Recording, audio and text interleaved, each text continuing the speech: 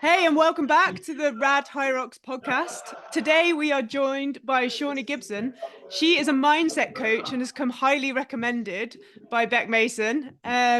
She's a 5 times Hyrox podium athlete in the pro category, and she's also a PT at Elevate Fitness. So welcome to the podcast, Shaunie. Thank you for having me, guys. Great to be here. Oh, thank you so much for coming on and giving up your time. To start off then, we wanted to ask kind of how you got into the fitness space and also the mindset space. What led you to take that route? Well, I guess a bit of background from me, fitness-wise, was definitely, not my go-to. I swam a little bit as a kid. Did that at like a national level, but then to be honest, when I hit college, I discovered alcohol and friends and all that kind of stuff, and didn't really touch fitness again until I got to university. And even then at uni, I kind of started to discover, going to the gym, going for runs, all that kind of thing. But for me, actually took quite a drastic, I guess, effect where I actually ended up developing an eating disorder off the back of it, and kind of got really obsessed around, body image, body dysmorphia, counting calories, counting the numbers, all that kind of stuff. And that led me kind of less away from the fit and healthy side and more down that kind of, I guess, mental challenging side. So I spent, a number of years really down that path, until I then discovered CrossFit. And it was actually CrossFit that kind of got me out of that originally. Was going to the gym, had a couple of friends that had got into this thing called like functional fitness, and then transferred from kind of just a regular gym over to a CrossFit gym and started seeing all of these amazing athletes like pushing boundaries physically, pushing boundaries mentally, seeing all these amazing strong women. And I think it made me for the first time stop and reflect, I guess, on the identity that I'd given myself from being ill. I'd told myself during that journey that, I'm not strong, I'm weak, I'm vulnerable, all this kind of stuff. So I'd created this story, this identity that I really latched onto. And it was only really when I stepped outside of that space and into a CrossFit space and into a more sporting space where I realized, I don't have to conform to that identity. I can be strong. I can be all of these things. So it really started there, and I just kind of fell in love with finding purpose in sport again. And from there became, a kind of CrossFit coach, did that for a little while on the side of kind of, being a full-time project delivery manager. So again, this was not kind of, my first point of call in terms of career whatsoever. I was going to ask, what was it you were studying at college? I did media. Yeah, I did not do fitness. I did media. I did media, and then I'm probably going to get a bit of backlash now, but most people that do some kind of creative arts, they either like go into it and love it, or they just end up falling into a different career. And that was me. I fell into project management, and that's don't know. And I did that for like 12 years of my life. Got really successful in that career, but it wasn't fulfilling any purpose for me. It wasn't aligned to my values. It wasn't aligned to my ethos. And then essentially just decided to leave that, and get more involved into my passion, which is, fitness and mindset coaching. And really that journey came about just from, I guess, being an athlete. Over that period of, being poorly, recovering, getting into competitive CrossFit, it really made me look at not just my physical capabilities, but also my mental capabilities, and try and really build on that as well. A lot of the time in competitive sport, especially, people often neglect that side of things. They will spend, hours in the gym training the muscles, training their aerobic capacity, training their power output, whatever that is, to get them ready for competition. But they very rarely train their mind. And it's one thing that I found over the years of competing, that I basically, there was a big gap there for me personally, and I really needed to do something about that if I was going to seek purpose in anything that I was doing.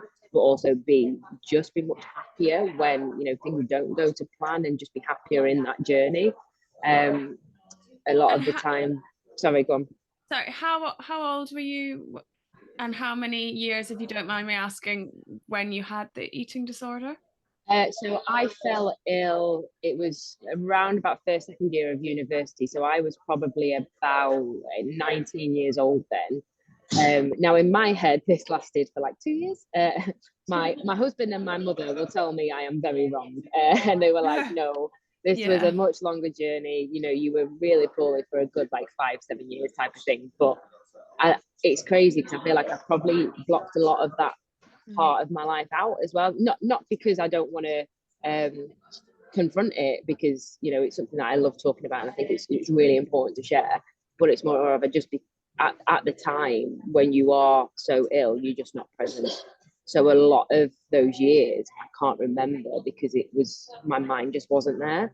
You know, I'd be with my family, we'd be talking, and I could not tell you a word that they have just said to me because my brain, exactly right. So yeah, I think the road to recovery really from there probably came when I was about maybe 20, 25, something like that. I think that's where I started to think, God, you know, I need to do something about this. It got to a point where obviously, one, it was impacting my health massively, you know, to the point where I was almost going to be hospitalised because of it. But more importantly, it was impacting everyone around me, so much. And was there a specific moment as such, or do you think it got to that stage where it was so overwhelming and at such a like bad level that you needed to take control, or was there something that happened? I think it's just bit by bit. I think really, you know, it's never just one thing, and I think it's the same with, you know, going that way as well. It's never one thing that turns you, you know, to become ill or have these thoughts. It's kind of an accumulation of things, and I think that's what it was as I started getting better. It was an accumulation of, you know, the support that I was getting from my family, the conversation that I'd have, the strong women that I'd see in the gym, all the, you know, the kind of support that I had from friends. So I think over time it was just an accumulation of all of that, and to the point where, you know, you might have a thought here and there that goes, you know, I hate feeling like I've got this weight on my shoulders constantly. And I think it was just, like I said, just the build up of all of that, where you kind of decide to take control. And even then, taking control isn't like one day you wake up, you look in the mirror and you're like, we've got this, you know. It's very much you do little bits here and there every day, and that just improves it every day. So every day, you know, you get 1% closer to, I guess, that healthier mindset. And you know, I'm 31 this year, and I can happily say now, you know, I've got a much better mindset around anything to do with that kind of space, really, you know, food, body, performance, all that kind of stuff. And it's been a journey. And that's what I try and remind people when, you know, I'm supporting them in this mindset development. And, you know, it's not always specifically eating disorders, you know, it's just around training, general life constraints, challenges. It's a journey, and it's something that we have to practice. Shaunie, was there somebody that like introduced you into the mindset world, or did you just find it yourself? Did you find it through your training and your, like, was this someone at the CrossFit gym, or how did you become so in tune with it? I'm smiling, sorry, because and I know it's going to boost his ego. I've got to give the credit to my husband, if I'm perfectly honest. He has been a continuous rock in my life. You know, we met at university. We've been together pretty much that whole time, and he's not like anyone I've ever met before in terms of how he thinks about things, how he deals with things. I come from a family that, albeit very supportive, you know, absolutely amazing, we are very reactive and emotional as a family. And so that's kind of just how I, you know, saw the world. I always saw it as like, you know, an unfair opportunity. I'd be angry at things. I'd just let emotion spiral. Whereas my husband is like the complete opposite. He is what I say. He will have the worst scenario in the world, like just catastrophic, and we'll just be like, oh right, well that's that, and he'll accept it and deal with it. But yeah, he's on the flip side of that, he's also the guy that, you know, gets a paper cut and loses his mind. So it's so bizarre. But yeah, just I think just being with him, and like, you know, he's done a lot of work with me in terms of coaching as well. You know, it makes me like think about things, and although he kind of sits more in the business space, so he predominantly coaches in that side of things. It's really helped me as well, I guess, on this coaching journey, you know, over the last 12 years that we've been together, because as he's been developing, then I've been kind of developing alongside him, but more focused towards health and fitness. Oh no, that's amazing.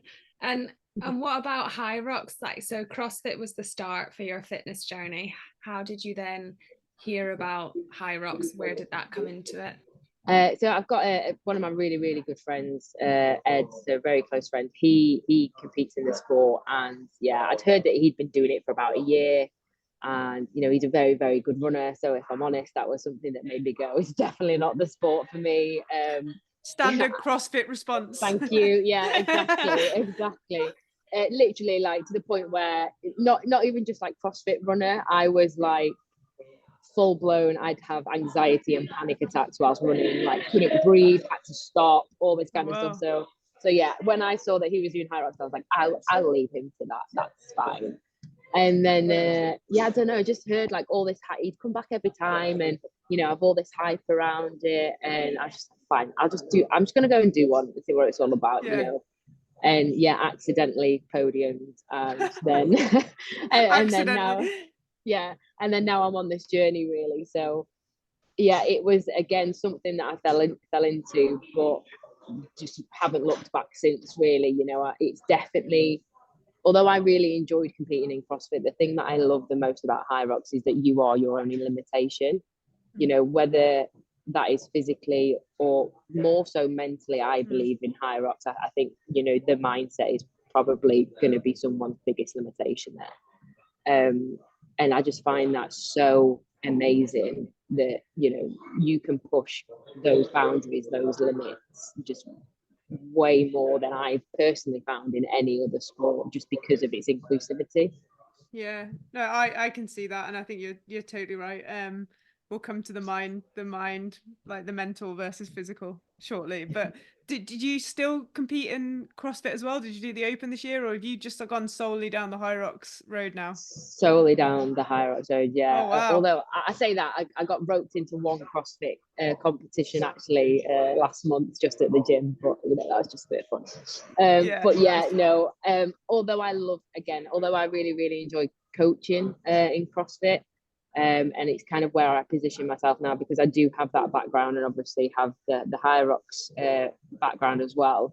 I do position myself as like more of a hybrid coach. Yeah, I think my CrossFit days are over. I don't think I'd be doing any handstands and turning around and all that jazz now. I think that's oh, go on. No, I was gonna say, I think that's what's nice about Hyrox, like you said, is it, you know, the exercises are obviously more, I don't want to say like easy, but you know, they don't have the gymnastics. They're not so technical. Not so technical, yeah. Skillful. Yeah, and the like, it is the same. You know, you know what to train for. You don't have to train for 1,000,001 different things. You know what the race is going to be, so you can like channel your training to suit that. But I just wanted to ask about how you found, you obviously have a coach at the moment. I don't know how long you've been coached, but did you find it a difficult thing with your past, like putting your trust in someone else to help you on your journey, or were you open to having someone else involved? I would say no, I was really open to having someone else involved. What I would say is what has led me to, I guess, you know, set up my own coaching is that I did unfortunately find out that this isn't for every coach that I've had as an athlete. But I did find that sometimes, you know, you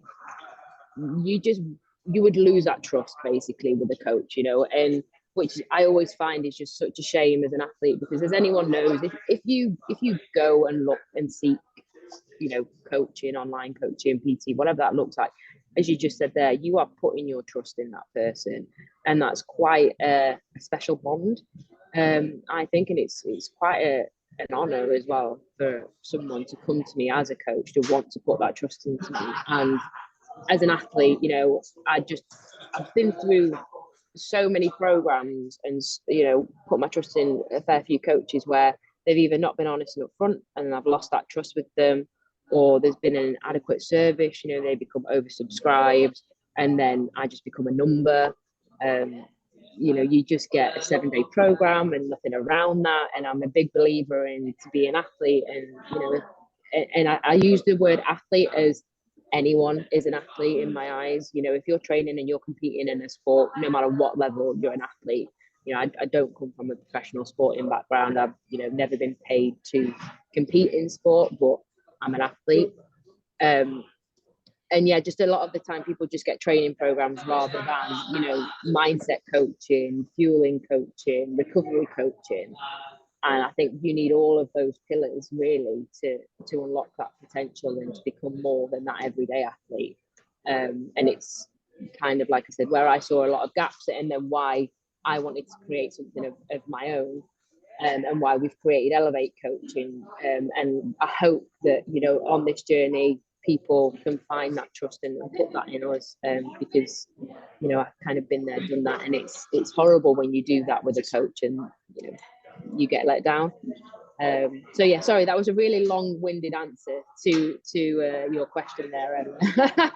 No, not at all. I just think it's interesting because we're the same with our athletes. It's more than just, it's not an off-the-shelf program that you give someone and you just want them to do and not communicate with you or like ask questions. And I think from someone who's obviously had some like hard times in the past with body image and eating, I think it is a big trust to put you know that into someone else, and you do have to have a good like relationship with your coach so that you don't feel like you're gonna end up going backwards or you're not getting the support you need. So no, it was a good answer to a long to the question. But next up, I want to ask about your first Hyrox experience and where the first race was that you did and how you felt that, because the community, I think we all agree, is extremely inclusive. But how did you feel going into your first race? Well, my first race, I actually nearly pulled out because I'd just come back from honeymoon and I always end up losing a ton of weight whenever I go on holiday, and I think that's just because it's too hot. I don't eat, you know, all this kind of stuff. So yeah, I was like, oh god, I'm not ready for this. I haven't fueled like properly for 2 weeks, you know, and I'm gonna have to come back having done like barely any training. So I nearly pulled out, but anyway, my coach at the time convinced me to go and give it a go. So Birmingham was actually my first one, not this season, the season just gone. And yeah, it's really weird. I always say whenever you're in a race, like I don't remember a lot of the atmosphere when you're actually racing. Like you'll come off and people be like, oh, do you remember any songs that were played during your race? And I'm like, no, what was the music? I don't know. In the zone. Tunnel, yeah. So I don't remember a lot of the race apart from getting lost, because I didn't know like which way to go in and out of the sled. And I remember my back absolutely blowing up on my first race as well because of like poor technique and all this kind of stuff. So I think after the sled on that first race, I was like, what is this for and why am I doing this? However, you know, I got to the end of it and yeah, and again, it's another thing that I always say about Hyrox is you'll ask someone like straight after a race, like, oh, how was that? Did you enjoy it? Are you doing another one? And they're like, no, absolutely not. It was awful. Oh my God. And then you give it 10 minutes and they're like on the phone, they're signing up to the next one type of thing. Yeah, so, 100%. Yeah, I think as soon as I walked into that, you know, it was a really well organized competition for one. And that's what you get when you go to a Hyrox, you know, everything there was very well organized. The atmosphere was just like nothing I've ever really been a part of before. It was just instant, I don't know, just instant adrenaline, I guess, which, you know, can also be dangerous depending on how long you spend in that atmosphere, as we all know. But then just the community side of it as well. You know, all the hype that was around it, everyone afterwards, like just giving you a fist, like people you didn't even know cheering you on, people giving you a fist bump. And I think I walked away from that experience just having totally fallen in love with the sport. And I've never had that before. You know, I've swam, I've danced, I've done CrossFit, but that whole experience for me was something that I guess just, you know, keeps me coming back every time. Although it's the same race, like I'm sure you get it as well. A lot of people are like, oh, don't you get bored of doing the same thing and training for the same thing? And I'm like, no. Yeah. But then it's the same. I get that. I do get that. But I think people asking that think of CrossFit. But then I'm like, well, people train for just a marathon or just a 10K or that's the same. Like anyone that trains for like a run or a road, you know, a cycling race or, you know, a triathlon. That the triathlon's the same. It's always a swim, bike, run. Like and even that, like even with CrossFit, it's still always the same kind of movements. It's just a bit more varied, like as in scale. Do you know what I mean? So it's still the same thing. So, but yeah, no, I that just never even crossed my mind, to be honest. And how? So you say you've podiumed 5 times. So what are the 5 races, and which got you to Nice? Because I'm guessing you're on the road to Nice at the moment, aren't you? You're competing in Nice in 5 weeks' time, 6 weeks' time. Yeah, I might be a bit silly because got the individual on the Saturday, and then I also qualified in mixed doubles as well in Dublin. Oh, so, nice. Yeah. Who are you doing that with? My friend Ed. Yeah. So he's a runner. He's super fast. Always goes out too hot. We always end up having an argument. So yeah, we're gonna do. We were like, oh well, he qualified at a different race, so we were like, oh well, we're both going to be there for individual anyway, and we've qualified for mixed, so may as well. Yeah, why not? Is his race before the doubles race as well? Yeah. So you could both do your individual and then just see what you got left in the tank. Exactly. That was the thought process anyway, and I recover much better than him as well. So that's that's what I'm hoping for. But yeah, so I did. So I qualified for Nice this year actually at the first race of the season in Birmingham, and that race for me this season was like mind blowing. Now, it wasn't even necessarily my best time. I think the best time I've got was last year's World Champions in Manchester. But I podiumed at that race next to Jade and Kate, who are obviously both professional athletes. And you know when you just like pinch yourself because you're like, again, how has this happened? What has happened?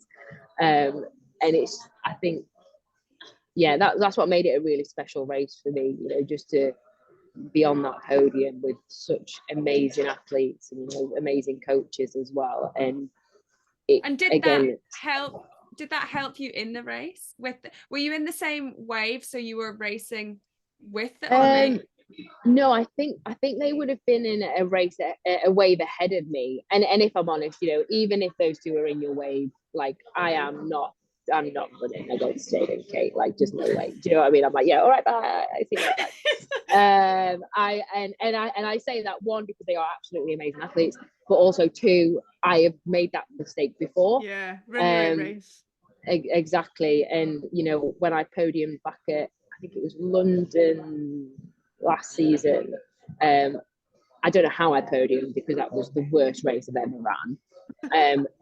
Genuinely, and it was just because I ran someone else's race. You know, I really let wanting to kind of be competitive and you know, chase someone else completely ruin all the hard work and strategy development that I had put into my race, to the point where wall balls for me are quite a strong station. I remember getting to that wall ball station, doing 4 wall balls and putting it down. Like my mindset was on the floor at this point.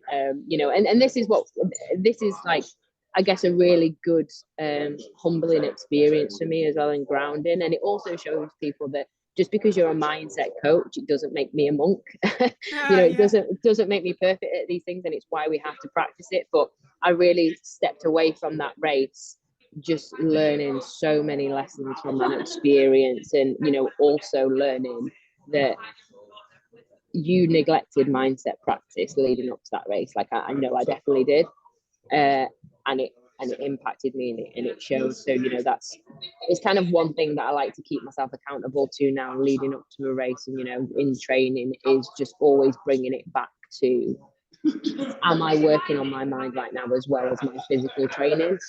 Like we said, often people don't. Yeah, and you say working on your mind. So for someone that's like me, that's just listening, going, okay, what does that mean? Where the hell do I start? Like if I'm doing my session later on today, and Shaunie said like work on my mindset as well, what does that entail? What do I have to do? Do you have some tools? Do you have some? Yeah. So what do I follow? I've basically devised 6 tools that I like to implement with people. And we'll implement different strategies kind of more on a one-to-one basis, but just as a generic kind of how can I build my mindset really. I've developed these tools because, exactly like you, I got fed up of going to talks, listening to people talk about this stuff like at a theoretical level, and me just being left there going, what does that even mean? Like, how do I do this? So my first one I always say to people is emotional acknowledgement. So you really want to stop and recognize what you are feeling, what emotions are going through you right now, rather than just passing them off or succumbing to them as well.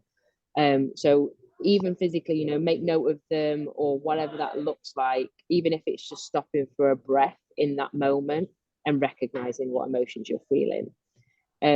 Post that then is reflection.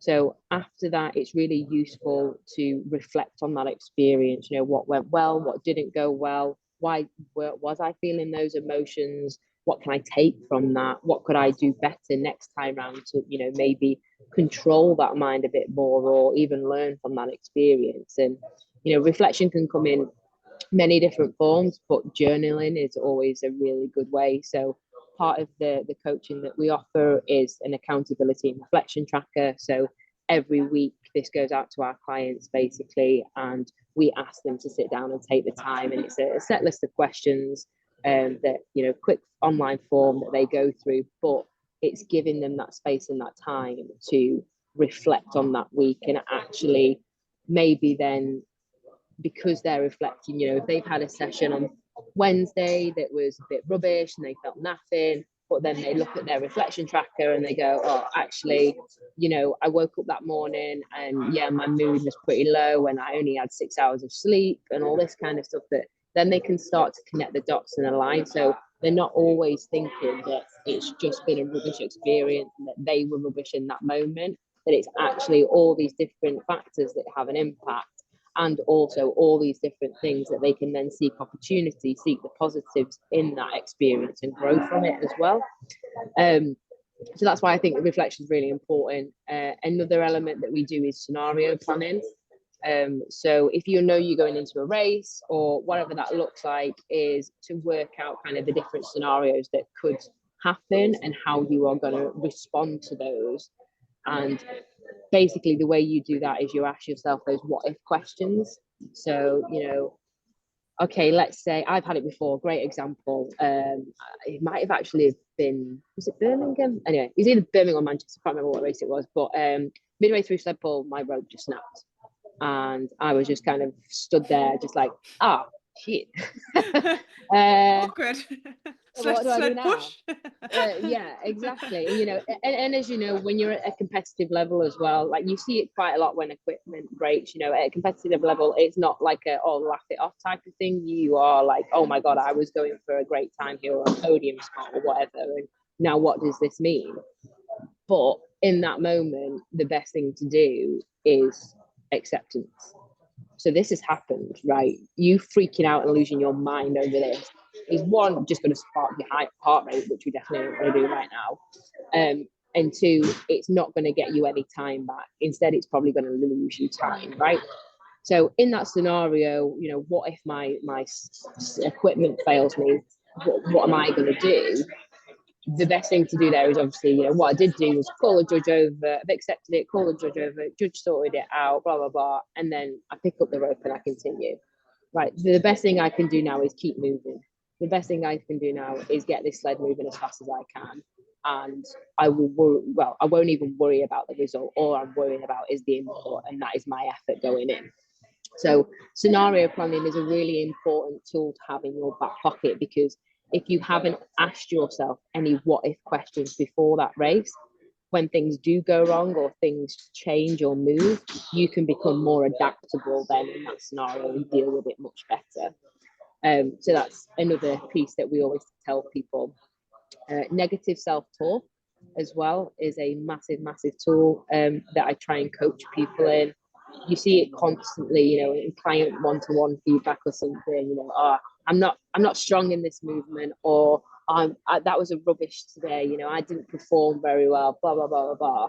And we run the risk there of basically filling ourselves with such negative self-talk that we become our own self-prophecy. So you think you're rubbish, therefore you are. And it impacts everything. It impacts your input to things, because you're filling yourself with this negativity, which therefore impacts your output as well. So that's another really big kind of piece that we ask people to look at. Goal setting is another item as well. So goal setting is really important, because that's really where you find your purpose in things. If you're setting your goals, you're asking yourself those why questions. Why is this important to me? Why do I want this? Why do I want to achieve this? And through that's where you can find your purpose, which then helps you kind of develop alongside all the other tools, that kind of mental toughness and resilience of when we do get to hard times and setbacks, that we remember, our why, and remember why we're on this journey to achieve that goal. And then the last one I always tell people outside of all of this is application. Only like you can kind of input these tools and make these changes. I am here as a coach and as a guide to provide you with those mechanisms and support you where you need support. But really it's down to that person to, wanting to change and wanting to develop that mindset and committing to it, really. And I think that's often a piece that people forget. It's not a sticky plaster. It's it's definitely something that takes work. But if I could be an advocate for it, and I guess a billboard for it, it's probably one of the best things and best places of your time that you can commit to, that you will see the most value from. Yeah, I think it's so interesting, because people put so much effort into their physical preparation. They get coaches, they like smash themselves, they'll get out, they'll think, oh, I've got enough energy, I'll go and do another run, or they'll go and buy all the supplements, they'll have the ice baths. But like mindset, which is the one thing that can really, just like you said about like the rope snapping, or you saw at the men's race in Vienna when all the rowers didn't work. And you were like, it was actually quite interesting to watch and be like, what are they going to do? How are they going to cope? Yeah. And one of them gets on with it and moves on to the next one. And one of them gets up and walks off and goes, forget this. And, it's like the mindset thing there was really interesting to how people deal with a situation. And I think you're right. In these kind of races, you can only control so much. And then some stuff's out of your control. So it's how you deal with it and how how your mindset plays in when things might not be going right, or maybe you're not feeling as good as you hoped you would feel. How do you get past that? And just focusing on physical preparation is never going to help you finish that race when it comes to something like that. Yeah, exactly right. And even your physical preparation, not that it lets you down, but even that gets to a point in a race where your calves are cramping, your quads are hurting, everything is hurting, and it's where do you find that extra element to push? Now that's probably not going to come from your physical body, because at this point it's screaming at you, right? So that extra push is going to be coming from that mindset, and that's why it is so important that you've also trained that leading up to a race. And when you're in a race, like we often ask our guests like how they do push past that physical pain, and or when they're on the burpees, and they get halfway and they're like, oh my god, what am I doing? Like, how do you keep going? And some people say they try and chunk it down, some people say they only allow themselves 3 breaths, or do you have some tips or tools of how to kind of get over that hurdle when it happens in the race? Yeah, so I think that tip there, the first one being around focus on the task at hand. don't ever think ahead. Now, that isn't saying that you shouldn't have a strategy for a race, definitely should. But, you know, if you're dying on the burpees, do not be thinking about those 100 wall balls that you've got at the end, right? You want to, as you say, you want to break it down, you want to chunk it up, you want to tackle each segment at a time. So that's definitely one thing that I would say is focus on the task at hand. The second thing that I tell myself is positive self-talk, really. So I reinforce the identity that I want to perform at. So I tell myself I am an athlete. I tell myself I can do this. More often than not, I tell myself I am a runner, because that is something that I always tell myself that I am not. And again, like I said, if we tell ourselves the things that we aren't, we live out that self-prophecy, and that's what we become. So positive self-talk in that moment, reminding ourselves that we can do hard things. And then lastly, I think I always just remember that it's just one step in front of the other, like just keep going. You know, whether you're running, whether you're on the burpees, whether you're on that sled push, you know, it's just one little push, just another wall ball, and then before you know it, you know, you've done a length, you've done another 10 wall balls, you know, you've done that first lap on the run type of thing. So yeah, I think they're the three key things that I always focus on in a race. And when you do find your mind wandering and going down into, you know, some spiraling scenarios or spiraling places, it's always about taking that deep breath and bringing it back, and again just focusing at the task at hand. I remember quite vividly at one of my races where it was sled push, and I bet every athlete says this. In fact, I know every athlete saying this, where they go, I swear I always get the lane that has that bump in it, right? It's like, how is it always me? But that's one thing that I learned from that experience, which was basically stop being a martyr is another thing that I tell myself. Like, you know, we go through life thinking life's not fair. Actually, you're right, life isn't fair, because it doesn't account for you or how you're feeling or, you know, what you want out in life. But that doesn't mean that you can't control how you react, how you respond, how you deal with life. So I always say to someone, you know, that is kind of spiraling or feeling negative around things going into a race, or, you know, they come out and they say, oh, it's that one lane that I got with a bump. I'm just like, yeah, life's not fair, but it's how we deal with it, and it's how we accept that, and it's what we do with the input that counts. Yeah. I totally think, and I think it's really interesting, isn't it, when you look at like a race, you see these clips on like Facebook and Instagram and stuff, and they say like never give up, because like you look at a race and say like your the race you had a really bad race, or the race where you just said your rope snapped, you might have thought, oh, that's it, I'm done, like threw your toys out the pram, life's not fair, why was it my sled? But actually, if you'd have carried on, you, without knowing, you could have been in second place, and later on whoever was in first place could have blown up. And if you'd have given up right then at the sled pull when your rope snapped, you could have thrown the whole thing away.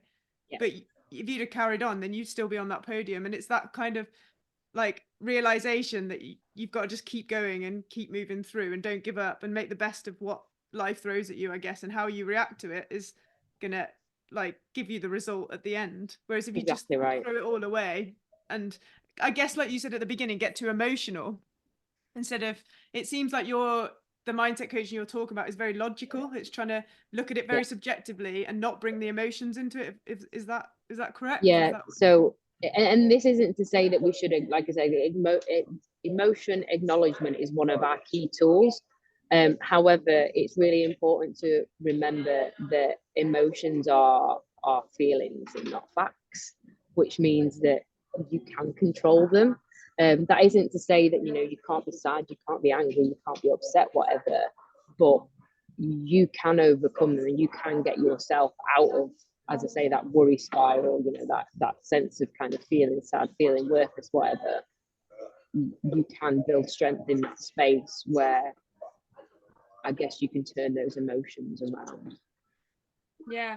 And do you have any tips on trying to help athletes like believe in themselves? It's something that like I struggled with before. Faye's always been very good at helping me, and we did a challenge a couple of years ago and then spoke to a sports psychologist, and it really helped me in that sense. But even just from the podcast, we've spoken to a couple of people who I think don't fully believe that they're able to do what they want to do, and almost that could be holding them back. Is there any way to try and move forward from that? Yeah, so again, you know, a lot of it is through all of the tools that I've given you there. So, you know, emotional acknowledgement, reflection, scenario planning, positive self-talk, all of these things will help build your mindset over time so you can better that. But one practical tool that I really like to use, that I do actually before a race, is I write myself post-it notes. So again, it might sound a bit silly, but it makes me reinforce the identity that I want to achieve and that I want to live up to. So I will write on these post-it notes, you know, you are an athlete, you can do hard things, you can control your mind, you can't control the uncontrollables. And just taking, you know, an hour leading up to a race just to think about these things and be mindful of, you know, these things and noting them down physically, it just really helps to reinforce that belief in myself and that positive mindset that essentially I need and want going into a race.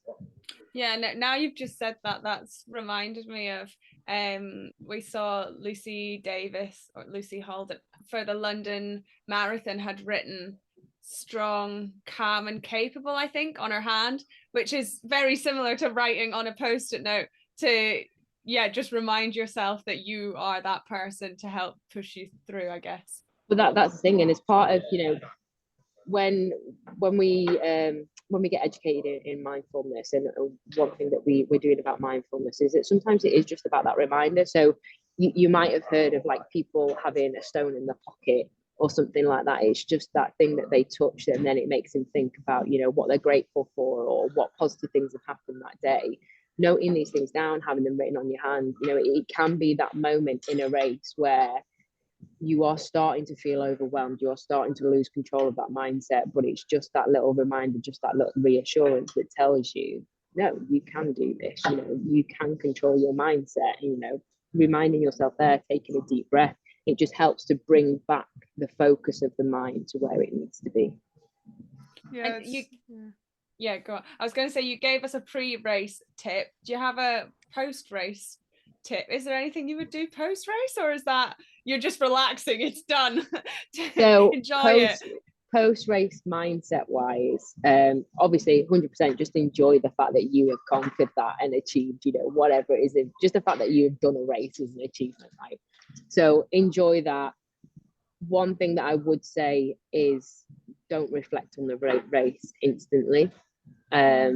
Definitely give yourself, you know, 24 hours, 48 hours, whatever that looks like, only because depending on how your race went, right, your emotions are going to be all over the place, and it's about allowing the mind, allowing the central nervous system, allowing those emotions to come back down, and then that's where you can kind of really go into your reflection tool and your reflection application then, like I said, 24 48 hours after, and it just helps you kind of be more honest then in terms of when you're asking yourself those questions, you know, what went well, what didn't go so well, what lessons did I learn, what could I apply better next time. You just run the risk of doing that straight away, that it being, you know, driven by other biases, let's say. Yeah, that's a very, very good point. So do you reflect on all your races? Yeah, 100%. Or always reflect, always write in lessons that I've learned. But that's the other key thing about reflection, though. It's not about beating yourself up. It's not about seeking out negatives and kind of going down rabbit holes. It's very much about seeking opportunity for growth. So from that race that I've just done, you know, what key lessons did I learn there? You know, it could be review the map before you go, make sure you know where you're going, you know, make sure that your shoes are this certain way, make sure you've hydrated, take cliff blocks with you, kind of, if you want to fuel during it, little things like that. Or, you know, I need to be writing those reminders on my hand because my mind went on that station, or, you know, my mind was kind of all over the place where I even started. So, like I said, it's not about reflecting on, oh, I did this wrong, I did that wrong, I did that wrong. It's, I could do this better, I can imply this next time. You know, I've learned this lesson, this is my opportunity for growth. So yeah, that's just a really key kind of thing to remind ourselves, I guess, when we are doing that reflection piece. And I guess you can do positive reflection as well. Like it's 100%. not just always like what you can improve or what went wrong or what could be better. I guess it could be No. like, wow, I like repped like 50 unbroken wall balls. Like that first time I've done that before. Great. Like, Yeah, training's going 100%. well. You know? And that's, so as part of our kind of coaching that we offer to our clients, as you say, it's the one thing that we always ask as part of that tracker and reflection tool is, what went well? Yeah. Like, tell us, you know, what is your win for this week? And it's exactly the same in the race. You know, what were your wins? And you know, they can be, oh, actually, do you know what, that's the first race where I ran my own race, I stayed in control of my mind. Or like you said, something more physical, like, wow, I can't believe I did 50 unbroken wall balls at the end. Like, how incredible is that? And take a moment to enjoy that win as well. Yeah, because we can be, and I think because it's so time based, and so like there's all these figures and these facts and statistics, and you can look back on every station and you can compare race to race. We probably, everyone's their own self-critic, aren't they? And we're always like, right, how can I get faster? Because it's always, how can you get faster? How can you get better? So sometimes I guess we don't stop and look at like just how far you've come. Where did I come from? Like, how much better am I compared to where I was a year ago, or you know, whatever that looks like. Because you just get fitter, push harder, strive for more. And sometimes you do need that. Usually it's somebody else, isn't it? And I think it's great, like you say, as coaches, that you add that in and you stop people to look at where they came from. We do that with a lot of athletes, where like sometimes you're like, wow, you're just about to take on this incredible event, but like when we first met you and started coaching you didn't even run, or you know, you'd never rode a bike before, and now look at you. And it's sometimes it takes somebody else to help you realize where you've come. I think is like a really nice thing to look back on. But I was hoping to ask you, for somebody that has never done a Hyrox before, that might be listening to this podcast, and maybe they want to sign up, maybe they're holding back for some reason, like how do you get to the point where you know you're ready, or that when to sign up is a good, like mentally, I feel like some people, they might physically be ready, but they hold themselves back, whether it's because they don't feel they can perform at their, you know, where they want to be, or they're worried putting themselves out in front of everyone. Maybe they're worried about going to the event because they've heard so much about Hyrox and it's such a big thing. How mentally, like, what are the mental wins that you could do to finally go on and book that ticket, and once you book that ticket, actually go to the event? So one bit of advice: eat the frog. You've got a frog to eat, right? You're either going to eat it in the morning or you're going to eat it in the afternoon. If you eat it in the afternoon, what are you going to be doing all day? You're going to be thinking about eating that frog all day, and it's going to really stress you out. If you eat it in the morning, it's done, and you can forget about it. Whether you think you are 100% ready for a race or not, do it, because you will learn and grow from that experience no matter what, and either way, that is a win. Yeah, very good answer. I like that. Record, keep that snippet, and then just play it back to someone. Lie on your hand, eat the frog. Eat the frog. It's true though, isn't it? Like, you put stuff up and you think about it. It's like anything. But then I think so many people want to be ready to go, or whether maybe they're moving from open to pro and they're like, oh, I'm just not ready yet. I'll just keep doing open. I'll just keep doing open. And you're like, just give it a shot. What's the worst that can happen? Exactly. Like, the worst that happens is you learn. And like I said, you know, you've got an experience that you can grow from, and that is never a lose-lose situation, right? That's only ever win-win. But that is the mindset, isn't it? Because otherwise people think they failed, and it's saying that you learn from it. You've not failed, you've done it, and then you learn from it. Like, that's the whole thing, isn't it? That you've got 100%. To change your mindset. And developing a mindset, you know, it removes that fear of failure, because you no longer see it as failure, you see it as an opportunity. Yeah, that's so true. And so bringing it back to Hyrox and the race specifically, we ask every single guest what they think the split is, mental, physical, in a Hyrox race. it'd be interesting to see what you think, whether it's more of a mental game, more of a physical game, or an equal split. I'm going to be biased, guys. Which is mad because, you know, I'm obviously, I'm not just a mindset coach. I also, you know, I coach in the training side and the physical side of things as well. But I genuinely believe that if you have that mindset as well, you're unstoppable. Like I said, your physical body will get to a position where it is given all it can give, you know. But your mind is the one thing that can kind of push past those boundaries and keep you going. So it's definitely more swayed to more mindset, I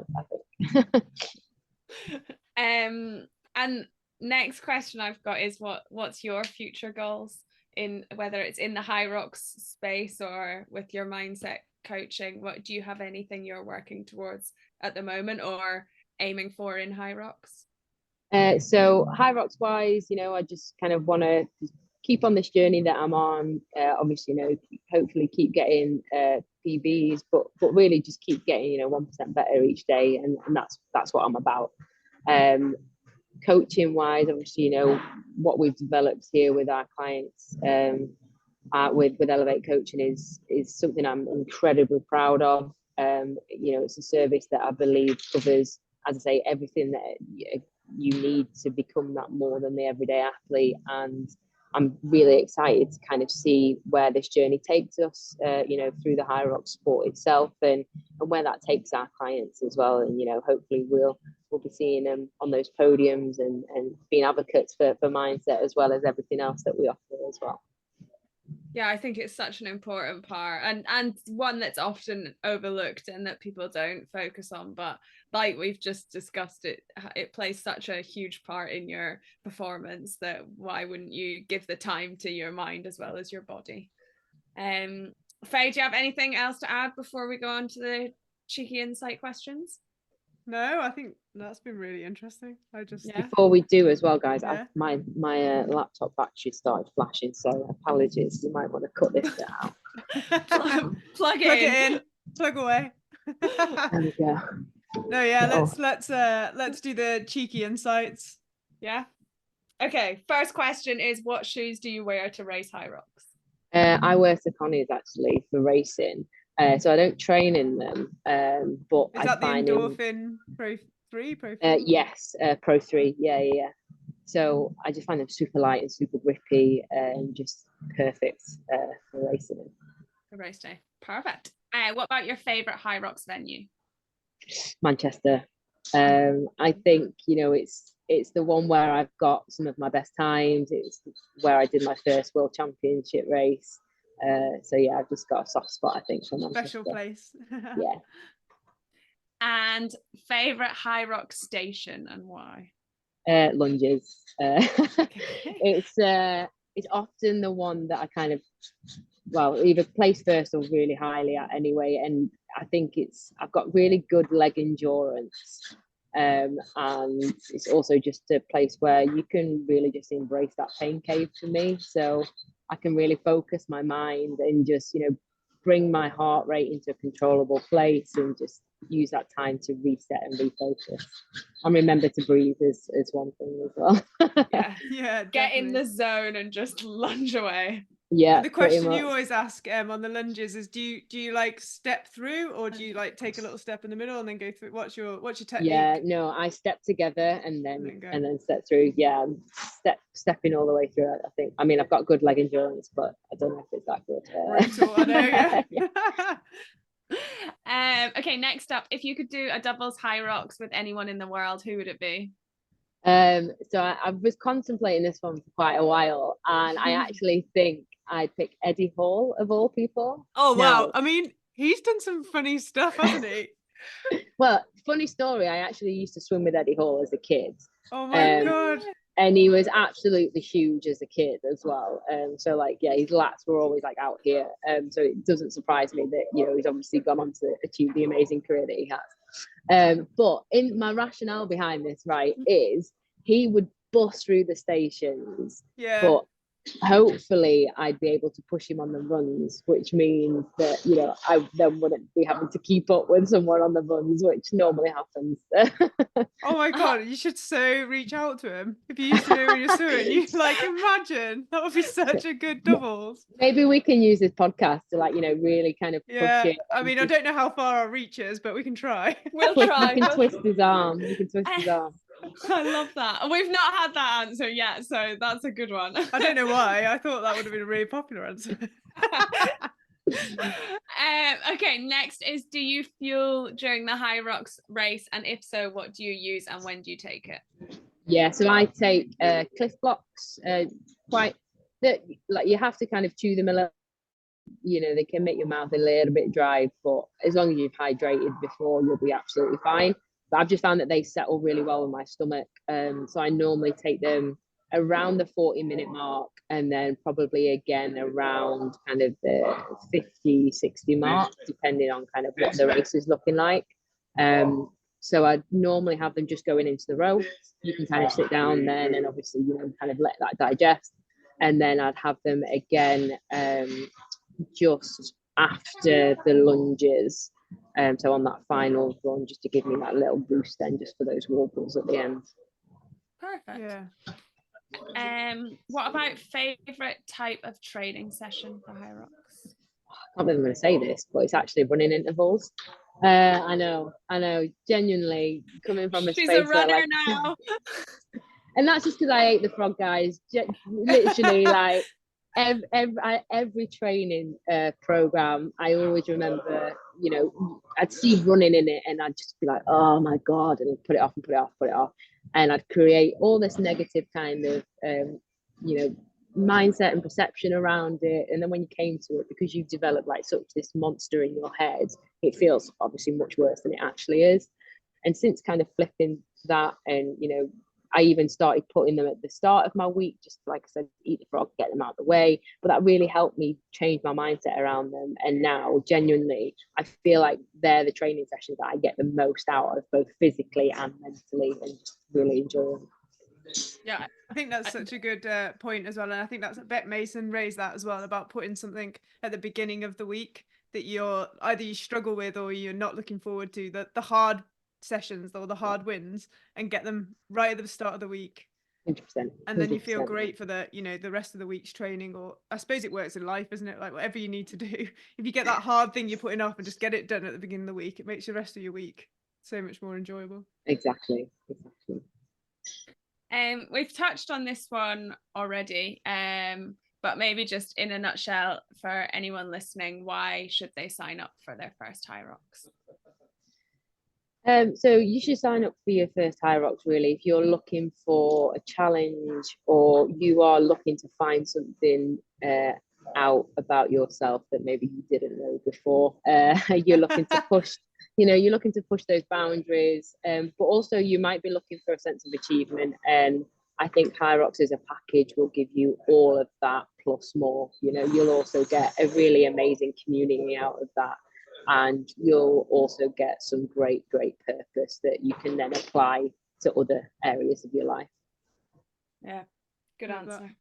I missed, before the last question, I missed out, we added in another one, but after doing our podcast with Erg Army, of which damper setting do you put your erg machines on? So I probably, because I'm a CrossFitter, but it'd always be 6 on everything. I have learned recently that probably on the ski I might want to bring that down a bit.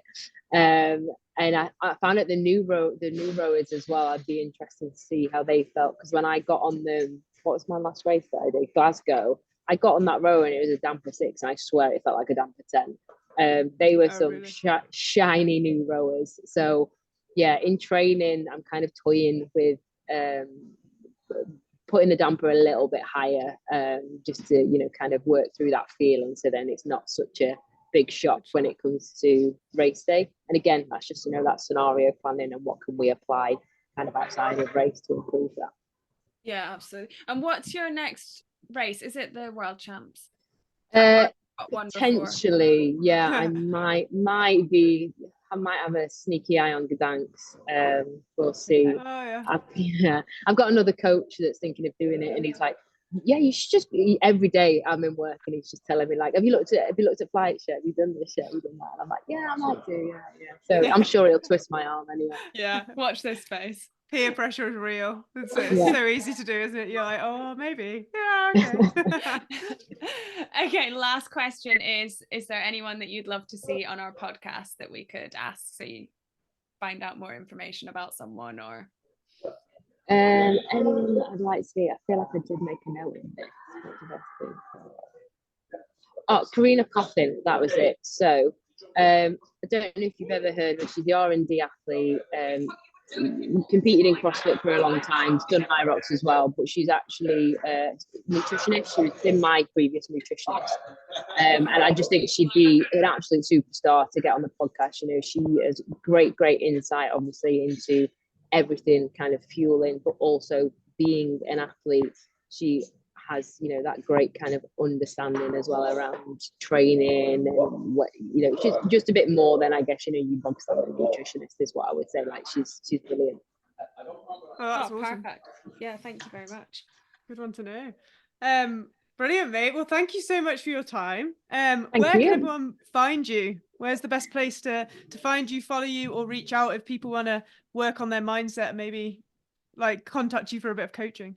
Yeah. So Instagram is just the easiest place. I've got my email address contact on there as well. So if you just reach out, Shaunie_Gwen.coach, that's my Instagram. And yeah, like I said, mindset coaching, one-to-one online programming, community coaching, everything that we offer there. So yeah, come check us out, and sure we can help and support you in some way.